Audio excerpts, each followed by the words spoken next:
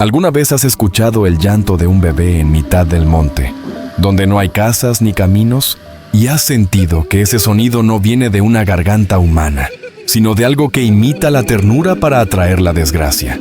Ese fue el primer sonido que escuchó don Aurelio, un jornalero mayor de manos callosas y mirada hundida. La noche en que la leyenda del chamuco bebito volvió a respirar en los cerros de Oaxaca. Lo cuentan los viejos de la Mixteca, lo susurran los comerciantes que suben por los caminos a Tlaxiaco, y lo registró a medias el acta de la comandancia municipal, que prefirió hablar de accidente. Pero hay objetos, rastros y voces que no encajan, pequeñas piezas que, cuando las pones en fila, dibujan una silueta imposible. ¿Qué se llevó a don Aurelio y por qué desde entonces el monte parece arrullarse solo, como si durmiera una cuna invisible? Las fechas apuntan a finales de los años 80, cuando el polvo ocre de la terracería teñía de óxido los huaraches y el olor a copal de las fiestas patronales se mezclaba con la resina de los pinos. El pueblo, enclavado entre lomas que en el atardecer parecían espaldas de gigantes, vivía del maíz, del mezcal clandestino y de la paciencia. Por las tardes, un viento seco bajaba desde los cerros, trayendo consigo un murmullo de hojas que sonaba a advertencia antigua. Don Aurelio era conocido por su terquedad. No faltaba a misa, pero tampoco a la noche de baraja. Cruzaba el monte aún de madrugada, con luna o sin ella, siempre cargando su costal y su lámpara de pilas gastadas. No tenía hijos, tenía historias, y las contaba con el tono agrio de quien le ha ganado más batallas al tiempo que a los hombres. La víspera del suceso hubo un pleito en la cantina. Un forastero, que se presentó como vendedor de medicinas, le ofreció a don Aurelio una botellita de vidrio oscuro con una etiqueta descolorida y un dibujo de un querubín. Contra los sustos y los males del aire, decía. Aurelio se rió y le respondió con ese humor que duele. Si el aire trae males, que me los deje, peor es estar solo. El forastero no insistió, pagó su trago, dejó la botellita frente a Aurelio, por si cambia de opinión, y desapareció antes de que cerraran. Nadie lo volvió a ver.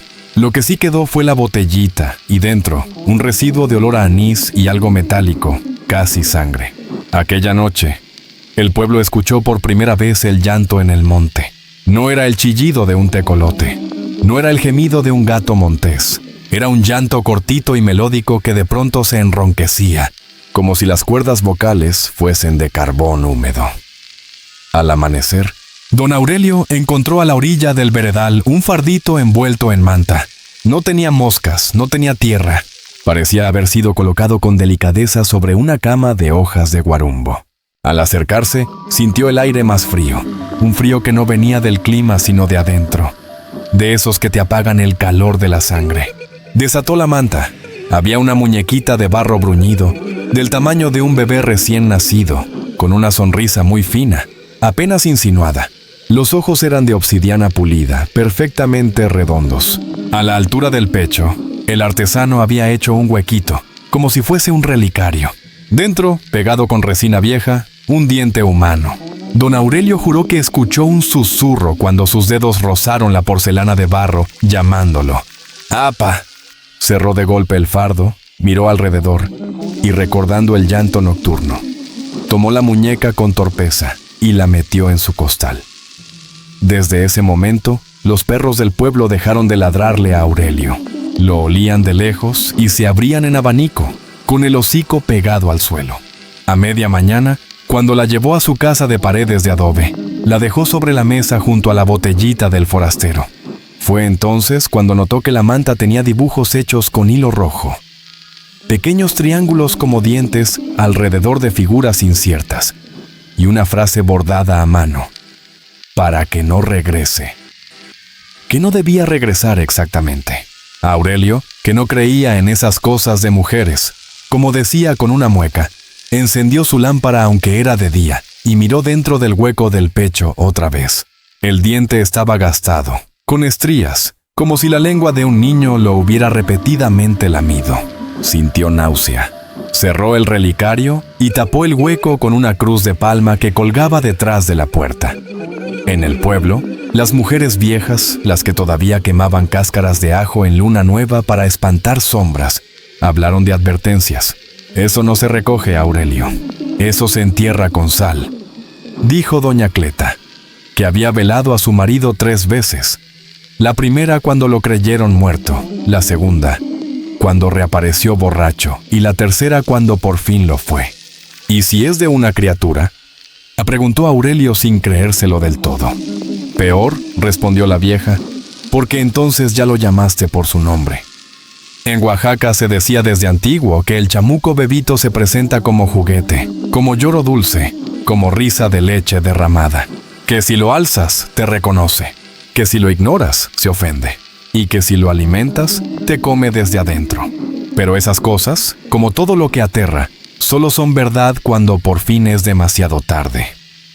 La primera noche con la muñeca, el reloj de pared se detuvo a las 3:07. No fue la cuerda, no fue la humedad, lo comprobaron después. Aurelio despertó con el mismo llanto cortito, ahora del otro lado de su ventana.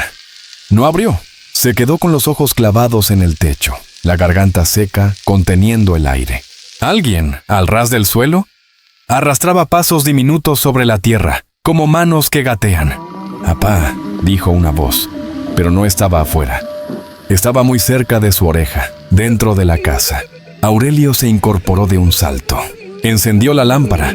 La muñeca de barro estaba girada hacia él, aún sobre la mesa.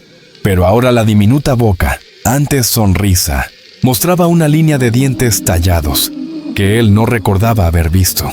Negó con la cabeza, maldijo y, fingiendo calma, la volvió a poner mirando al techo. Las gallinas en el patio comenzaron a aletear y callaron de golpe, como si alguien las hubiese silenciado con una mano de trapo. A la mañana siguiente, Aurelio encontró 3 huellas minúsculas de barro dentro de la casa, cada una de 4 dedos, sin talón ni arco, como patas de tlacuache, pero puestas en línea recta hasta la mesa.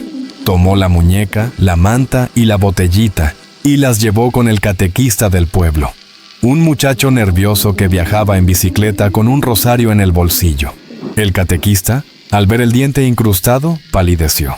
Le dijo que lo mejor sería llevarla a la iglesia y bendecirla.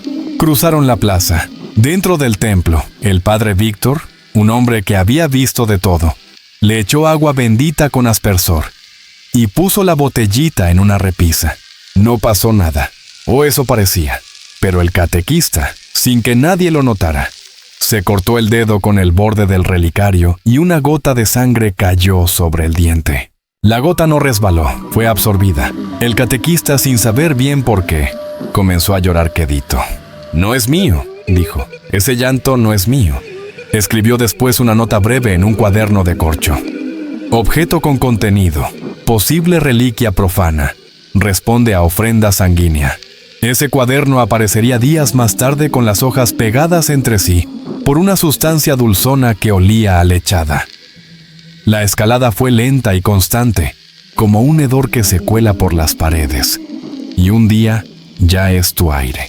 En los siguientes amaneceres encontraron en el veredal otros objetos.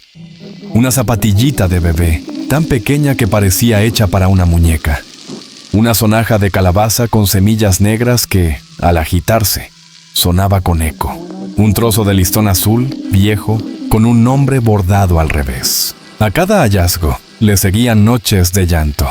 Varios vecinos, desde sus jacales, escucharon a un niño jugar en el patio de don Aurelio, arrastrando una cubeta, riendo entre dientes, golpeando con una cuchara metálica la madera.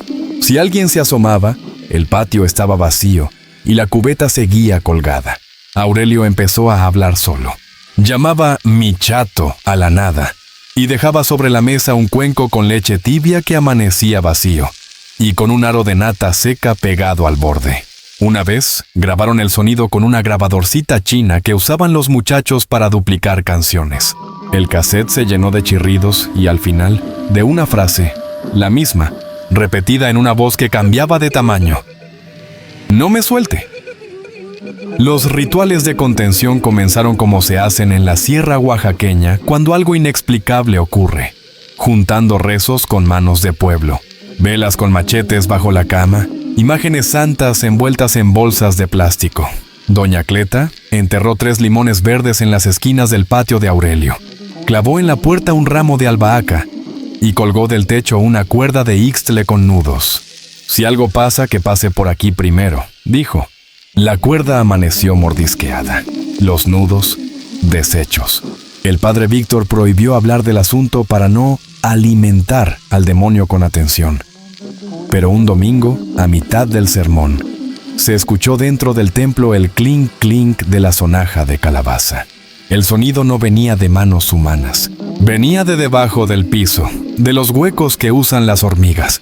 El padre alzó la voz, sudando, y habló del poder de la oración.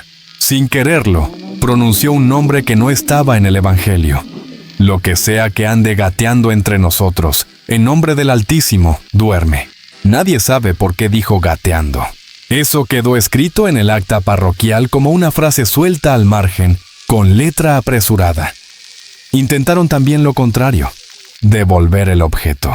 Aurelio y 2 hombres llevaron la muñeca al sitio donde la encontró, la pusieron sobre la cama de hojas y la cubrieron con sal gruesa. Al dar unos pasos, escucharon llorar muy cerca, detrás de sus tobillos. Era el llanto conocido. Volvieron la mirada y no había nada, pero al llegar a casa, la muñeca estaba de nuevo en la mesa, húmeda, con un olor a leche fermentada y humo. La sal que le habían echado ya no estaba. En su lugar, pequeños dientes de leche dispersos como granos. Doña Cleta recogió uno y juró que estaba tibio, como si acabara de salir de una encía. La policía municipal se metió cuando los jóvenes de la secundaria comenzaron a retarse por la noche. «Ve y dile a Pa a la casa de Aurelio, y quédate a ver si te contesta». 3 muchachos dijeron haber visto, en el cristal de la ventana, la sombra de un bultito que se alzaba y se dejaba caer, como un bebé parado en su cuna. Uno juró que pudo ver, brevemente, un bracito con uñas como astillas. Otro, que la sombra mostró un hocico pequeño cuando rió. Los uniformados destaparon la casa de Aurelio como si fuera una escena del crimen. Tomaron fotos con flash.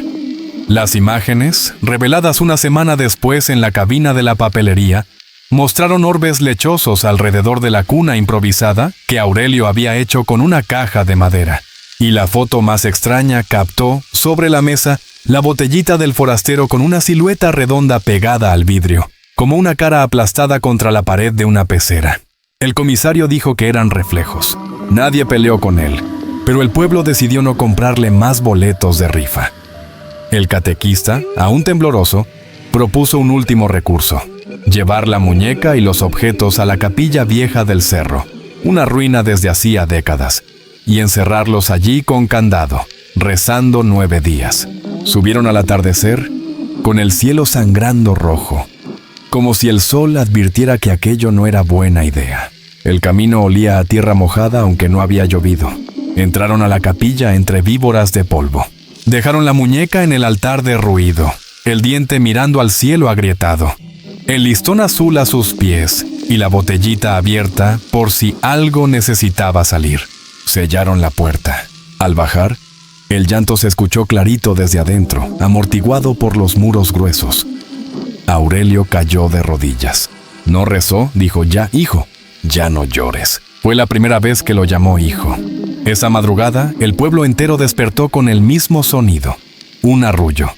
Pero no lo cantaba una madre.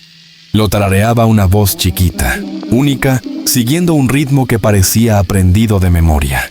Algunas mujeres se llevaron la mano al vientre sin saber por qué.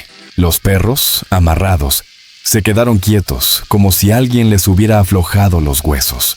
La cuerda de ixtle se movió sola en las casas, y los crucifijos, en 2 hogares, cayeron al suelo con el clavo retorcido. La capilla del cerro amaneció con el candado abierto desde adentro.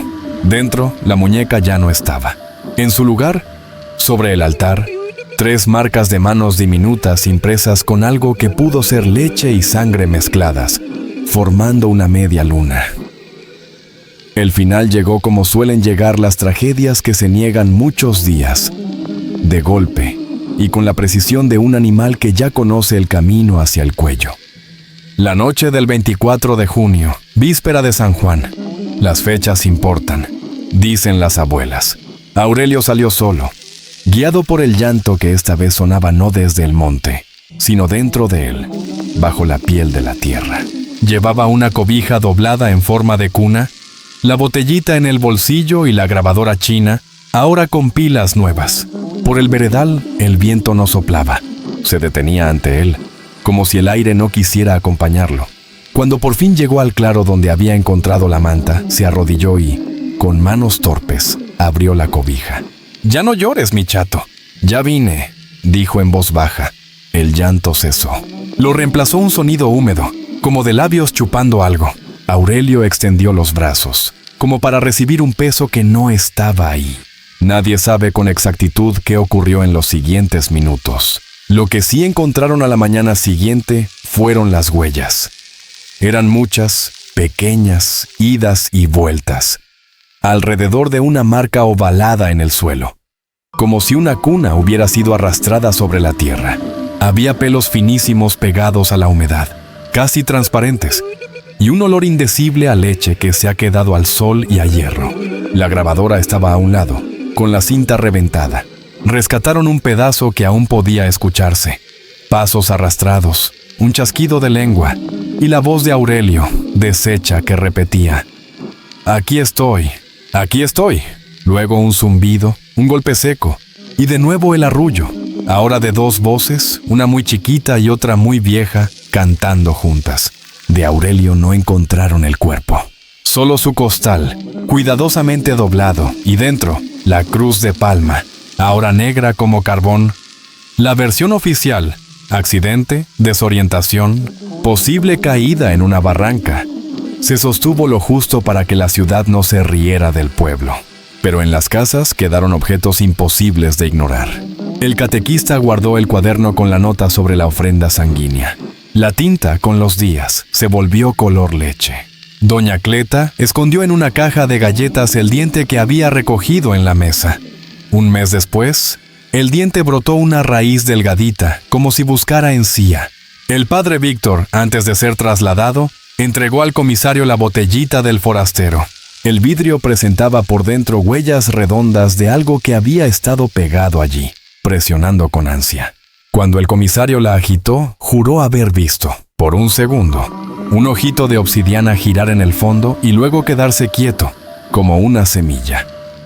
La dimensión cultural del chamuco bebito no era nueva, pero había dormido largo. En los pueblos de Oaxaca se contaba que a veces el diablo no viene con cuernos, sino con olor a talco, con piecito tibio y succión suave, que busca padrinos, que necesita un hombre que lo nombre y una mujer que lo cuna, que se alimenta de sonidos, del chasquido de besos, del tintineo de cucharitas, del soplido al enfriar la leche. Se le detiene con sal y con risa, no con miedo, y jamás se recoge aquello que el monte ha envuelto en manta. También se decía, en voz baja, que si alguien decide ser padre de lo que no tiene bautizo, la criatura lo llevará donde todo vuelve a empezar. Los huecos bajo el piso, los pasadizos de hormigas, las bocas de las grietas. Nadie creía. Hasta que creyeron, el pueblo cambió. Colgaron cintas rojas en las cunas, clavaron alfileres en las mantas para romper la mirada y llenaron botellas con agua bendita en cada cuarto. Hubo silencios nuevos en las casas, huecos donde antes había risas. Y, sin embargo, a veces, al caer la tarde, algo arrulla desde la maleza. No siempre, solo en fechas puntuales. 2 de febrero, 24 de junio, 1 de noviembre. Los viejos recomiendan no ir al monte entonces, no por respeto a los muertos, sino por amor a los vivos. Si escuchas llorar, dicen, no preguntes por el papá, porque si preguntas, te contestan. Y si te contestan, ya te conocen. Se han quedado pruebas. Existen. La manta con los triángulos bordados, aún con olor a humo, guardada en un baúl bajo llave. La sonaja que nadie se atreve a agitar y que, sin embargo, a veces suena sola en el exacto minuto en que la luna parte en dos el campanario. La foto donde la botellita refleja una cara imposible, analizada por un fotógrafo de bodas que juró que no era doble exposición. Y sobre todo, el registro de la comandancia.